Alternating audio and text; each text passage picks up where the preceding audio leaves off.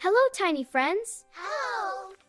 एका दाट हिरव्या जंगलात अनु नावाची एक छोटीशी मुंगी आणि ईशान नावाचा एक मोठा हत्ती राहत होते. ईशान हा जंगलातील सर्वात शक्तिशाली प्राणी होता.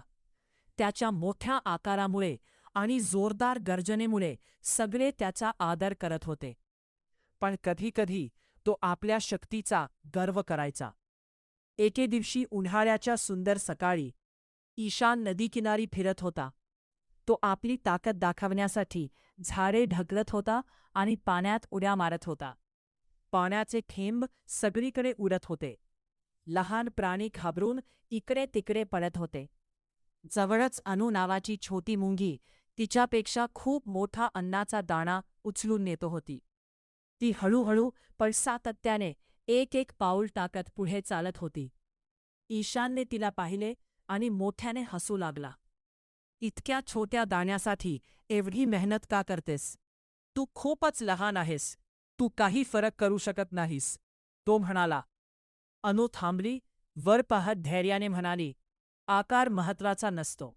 मेहनत आणि चिकाटी महत्वाची असते. ईशान पुन्हा हसला आणि तिला गंभीरपणे न घेता तिथून निघून गेला. पण अनु निराश न होता आपले काम करत राहिली. तिच्या मनात एक विश्वास होता की एक दिवस ती सिद्ध करेल की अगदी छोटा जीवही मोठी कामगिरी करू शकतो. त्या संध्याकाळी आकाशात काळे ढग जमू लागले. काहीतरी अनपेक्षित घडणार होते. त्या रात्री आकाश अधिकाधिक काळम होत गेला. लवकरच जोरदार पाऊस सुरू झाला. विजांचा कडकडाट होत होता आणि जोरदार वाऱ्यामुळे उंच झाडे हलत होती. ईशान हत्ती अजूनही नदीकाठीच होता. पाऊस वाढत गेल्यावर नदीला पूर आला.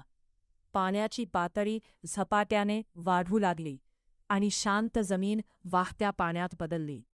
ईशान सुरक्षित ठिकाणी जाण्याचा प्रयत्न करत होता, पण चिखलामुळे चालन कठीण झालं. अचानक त्याचा पाय घसरला आणि तो वाढत्या पाण्याच्या काठावर अडकला. वाचवा, वाचवा, ईशान मोठ्याने ओरडला. त्याचा गर्व नाहीसा होऊन त्याच्या जागी भीती आली होती. दरम्यान छोटी अनु मुंगीला आधीच धोका जाणवला होता. तिने लगेच आपल्या मुंग्यांच्या समूहाला उंच जागेकडे नेले. तिथून तिने ईशानला अडचणीत पाहिले. जरी ईशानने आधी तिची थट्टा केली होती, तरी अनुने क्षणभरही विलंब केला नाही. तिने अनेक मुंग्या एकत्र केल्या आणि एक योजना आखली.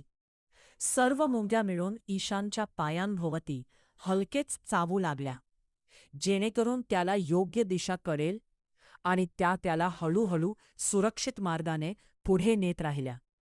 काही मुंग्या वाटेतले छोटे अडथळे दूर करत होत्या, तर काही मुंग्या मजबूत जमीन दाखवत होत्या. त्यांच्या मदतीने ईशान हळूहळू धोक्याबाहेर आला आणि सुरक्षित ठिकाणी पोहोचला. थकलेला पण सुरक्षित असलेला ईशान कृतज्ञतेने अनुकडे पाहू लागला. मला माफ कर, तो हळू आवाजात म्हणाला. मला वाटत होतं की मीच सर्वात शक्तिशाली आहे, पण आज तू दाखवून दिलंस की अगदी छोटा जीवही मोठा फरक करू शकतो. अनु हसत म्हणाली, खरी ताकद ही टीमवर्क, दयाळूपणा आणि कधीही हार न मानण्यात असते. त्या दिवसापासून ईशान नम्र झाला आणि लहान मोठ्या सर्व प्राण्यांशी प्रेमाने वागू लागल्या. बोध, इतरांना कधीही कमी लेखू नका. टीमवर्क आणि दयाळूपणा आपल्याला खऱ्या अर्थाने मजबूत बनवतात.